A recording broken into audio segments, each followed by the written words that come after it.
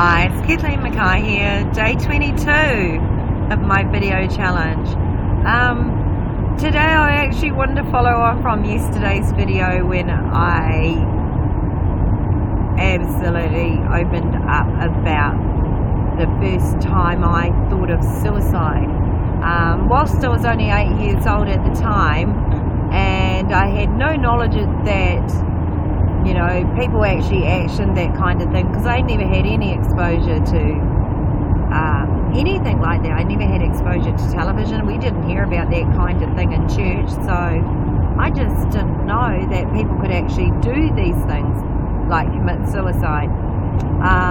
Sadly though, as the years went by the time I was 13, I'd actually taken an opportunity. Because I had been exposed at college, I knew by then there were ways of taking my own life. So at 13, I tried to take my own life, and I ended up in hospital for 2 weeks. In hindsight now, that is also the first time that I experienced angels. I didn't know it, and I say this because the night before I was actually admitted to hospital, I took over 100 tablets. Now these tablets were my father's. My father was diagnosed as a chronic schizophrenic. He was really, really bad, to the point that he'd probably done every psychiatric hospital that had been open in the country. And that was from the time he was 25 years onwards, from his first incident. Now, by the time I took all his medication, he was also on monthly injections, which was at that time called the Modicate shot. Now, the Modicate shot or injections, they would produce Parkinson type symptoms as well. There were quite a number of side effects to all these medications. It was incredible. But one of the side effects was it produced Parkinson type symptoms, and so Dad would be rigid.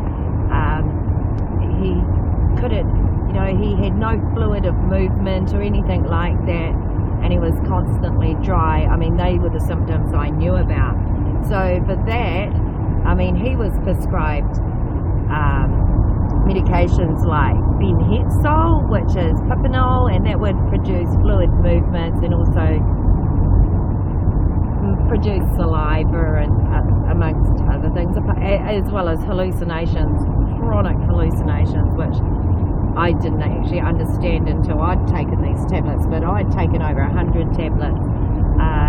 I'd taken his tranquilizers, his antipsychotics,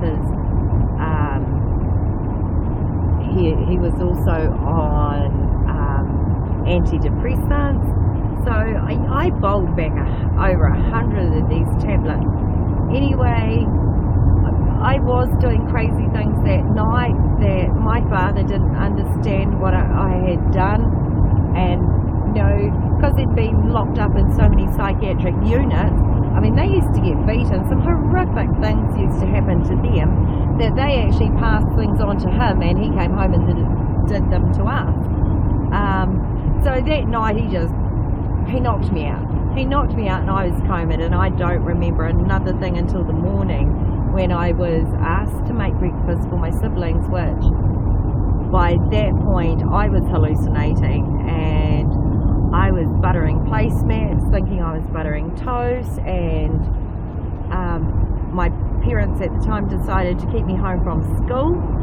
And it wasn't until a friend of the family, she visited, that after the kids had gone to school, and she knew, she automatically knew there was something going on with me. So they put me in the car and they took me to the local doctors.